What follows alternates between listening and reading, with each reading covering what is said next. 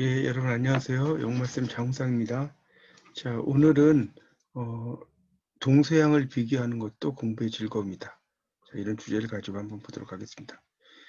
제가 이제 그 수업을 강의를 할 때 예술 지상주의라는 이야기와 유미주의가 거의 같은 개념이다 이런 말을 학생들한테 이야기를 했었습니다. 그러니까 이 예술 지향주의라는 것은 예술을 위한 예술이라고 해서 영어로는 R for R sake라고 합니다. 원래 sake이라는 것은 위함 뭐 이런 뜻이거든요. 예술을 위한 예술이죠. 그래서 이걸 반복적으로 설명해 줘서 어려울 수 있는 유미주의 문예사조가 익숙하게 느껴집니다.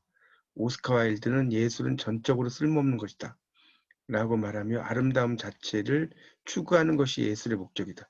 이게 이제 그 아름다움, 이게 이제 유미주의와 비슷한 거죠. 아름다움. 오스카 와일드를 이제 그 행복한 왕자 그림책으로 만났던 터라 도리언 그레이 초상이 처음에는 같은 작가의 작품이 맞는지 의문이 들었답니다. 도리언 그레이는 바질이 그려준 자신의 초상화를 보고 자신의 아름다움에 눈뜨게 되죠. 그리고 언제까지나 젊음을 간직하고 싶다는 욕망을 품게 되고 이 아름다움에 대한 욕망이 자신을 파멸시켜 죽게 만듭니다. 결국은 이 도리안 그레이가 자신의 초상을 보는데 자신의 초상은 항상 그대로의 모습인데 어느 날 자기의 행동에 따라서 그런 어떤 초상의 그림도 점점 늙어가고 이런 것들을 이제 보고 결국은 그림의 칼을 찔렀다고 생각했는데 결국 자기 자신을 찌르는 뭐 그런 이야기죠. 그러니까 이것은 광화사의 화가 솔거에게도 나타납니다. 이 광화사라는 것은 이제 우리말로 번역하면 미친 화가죠. 그래서 어머니의 눈을 닮은 자기 아내로서의 미녀상을 끊임없이 갈구하다가 만난 소경처녀 솔거는 비치는 세상을 볼 수 있다는 거짓말로 처녀에게서 아름다운 눈동자를 발견할 수 있었는데 이제 하룻밤을 같이 보내고 나서 다음날 그 눈동자가 애욕의 표정이라고 분노하며 처녀를 죽이게 됩니다. 아름다움을 완벽하게 갖춘 도리언 그레이가 아름다움을 지키고자 한 것도 비극적이고 추한 솔고가 세상을 원망하며 아름다움을 쫓을 때도 광기와 죽음만이 존재합니다. 아름다운 곳을 갈망하는 것은 비단 예술가뿐 아니라 모든 사람이 같은 감정이 아닐까요? 우리는 아름다운 곳을 보고 마음이 뛰고 행복한데 이런 비극적 상황 앞에서 아름다움이라는 욕망은 무엇인가에 대해서 생각해 보았습니다. 그러니까 여기에서도 이제 일종의 아름다움만 추구하는 거죠. 유미주의라는 말 자체가 오직 아름다움밖에 없다. 이런 거고요. 유미주의와 같은 개념은 바로 탐미주의입니다. 탐미주의. 예, 같은 개념이죠. 그래서 이제 그리고 김동인의 이제 이 광화사라는 작품은 일종의 그 액자 소설의 구조가 있어요. 액자 소설. 액자 소설인데 이야기 속의 이야기죠. 이야기 속의 이야기. 그래서 이야기 밖의 이야기를 우리가 외화라고 그래요. 외화. 이야기 안의 이야기는 내화죠. 내화. 내화죠. 그래서 이 외화는 주인공이 이제 이 작가가 산에 올라가는 거죠. 산에 올라가서 이제 어떤 글을 쓸까라고 생각을 하다가 이제 이 솔가라는 화가를 이제 생각을 하고 이야기를 시작을 하죠. 그러면서 이제 솔거라는 화가 이야기가 나오고 나중에 이제 이야기가 끝나면서 작가는 산을 내려온다. 이렇게 해서 이제 이야기가 끝나는 거거든요. 그러니까 일종의 이건 액자 소설이라고 하고요. 우리가 액자 소설을 영어로 뭐라고 하냐면 프레임 나블이라고 합니다. 프레임 나블. 틀에 받친 소설. 그래서 이제 그런 의미로 이제 이해하시면 될 것 같고요.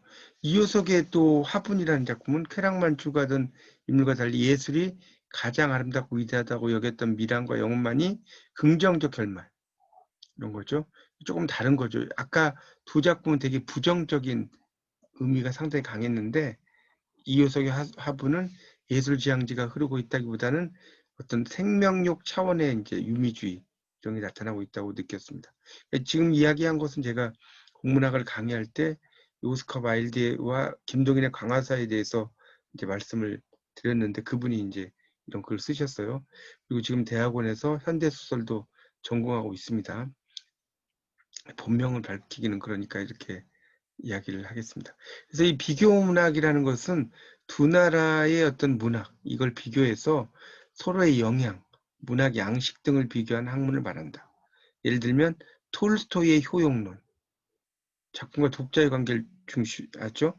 이광수의 계몽주의, 에로티시즘을 중시한 D.H. 로렌스, 그다음에 이호석, 유미주의를 중시한 오스카 와일드의 도리안 그레이의 초상과 김동인의 광화사, 이런 공통점과 차이점을 비교하면 이게 이제 비교 문학이 되는 거죠.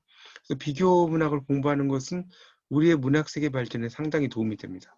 왜냐하면 사물을 한쪽 면에서만 바라보면 안 되죠. 우리가 컵의 앞면만 보면 그 뒷면이 보이지 않죠. 외국 문학의 컵이 앞면이라고 하면 한국 문학은 뒷면인 거죠. 우리가 그냥 하나의 문학만 한다면 앞면만 보는 거예요. 앞면만. 그러니까 한국 문학을 하면 한국 문학이라는 앞면만 보이는데 그 뒷면, 뭐 영문학이든 이런 뒷면도 볼 수 있어야 된다는 거죠. 그런 겁니다. 우리가 외국어를 공부하는 것도 마찬가지죠. 외국어를 공부하는 이유는 우리말만 공부하는 것보다는 외국어를 공부하면서 또 다른 시야를 넓히는 거예요. 시야를 넓히죠. 그래서 이 독일의 대문호 괴테가 이런 말을 했어요. 우리가 외국 문학을 공부한다는 것은 우리말의 아름다움을 잘 구사하기 위한 방편을 지나지 않는다. 이런 말을 했거든요. 저도 영문학을 공부하고 다시 문학을 공부했는데 영문학을 공부하면서 못 느꼈던 어떤 이런 아름다움, 우리말의 아름다움 이런 걸 좀 느끼게 됐습니다. 예를 들어서 이제 우리가 뭐 이러지도 저러지도 못하는 상황, 이걸 이제 사면초가라고 해요. 사면이 초나라의 노래다. 유방과 한우의 이야기죠. 이걸 뭐 이제 다른 말로 진퇴양난 이렇게 하기도 하고요. 나아가고 물러서는 게 다 어렵다는 거죠. 또 서양 철학자 데리다는 이것을 아포리아라고 이야기하거든요. 아포리아. 이 어는 낫의 뜻이고요. 포리아라는 것은 통로의 의미입니다. 통로. 그런 의미. 그러니까 이러지도 저러지도 못한다는 거고요. 이제 이거를 이제 이러지도 저러지도 못한다. 이걸 우리가 이제 딜레마에 빠졌다. 이렇게 이야기도 하죠. 딜레마에 빠졌다. 이게 이제 진퇴양난이고 그 미국의 작가 조셉 헬런은 캐치 22를 쓰는데 이때 캐치는 잡다란 뜻이 아니고요. 조항이라는 뜻이 있어요.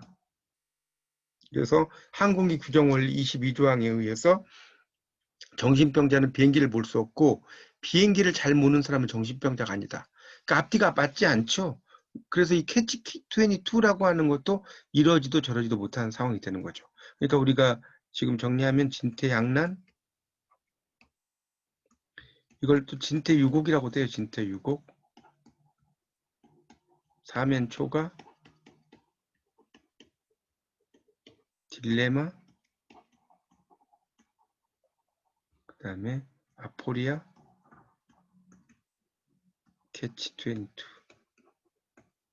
이게 전부 다 이러지도 저러지도 못한 상황이죠. 그래서 우리가 동양과 서양을 공부하는 것은 상당히 공부의 즐거움이다. 아까 괴테 이야기는 했고요.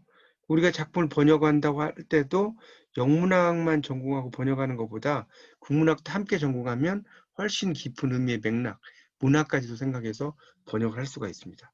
그러니까 동양과 서양을 비교하면서 공부하는 것은 의미 있는 일이고요. 이 비교 문학은 당연히 외국 문학을 공부하는 것도 있지만 우리에게 도움이 돼야 되는 거죠. 그래서 연어라는 것은 귀소 본능이 있어요. 귀소 본능, 연어의 본능. 밖으로 나가도 알을 낳을 때는 다시 자기가 태어난 곳으로 돌아오죠. 이걸 귀소 본능이라고 하는데 알을 낳기 위해서 다시 자기가 태어난 곳으로 돌아온다. 외국 문학을 공부하는 것은 결국은 우리 문학의 발전에 반드시 도움이 돼야 된다. 이게 이제 제 생각입니다. 그러니까 우리가 외국 문학을 공부도 하지만 이 외국 문학과 우리 문학의 어떤 내용들에 대해서 같이 생각하면서 공부하면 상당히 공부의 깊이가 더해집니다. 여러분도 공부를 하실 때 이렇게 동서양을 비교하시면서 공부를 하시면 여러분의 학업 성장에 진일보하리라고 믿습니다. 예, 지금까지 강의 들어주셔서 감사합니다. 영마쌤 장우상이었습니다.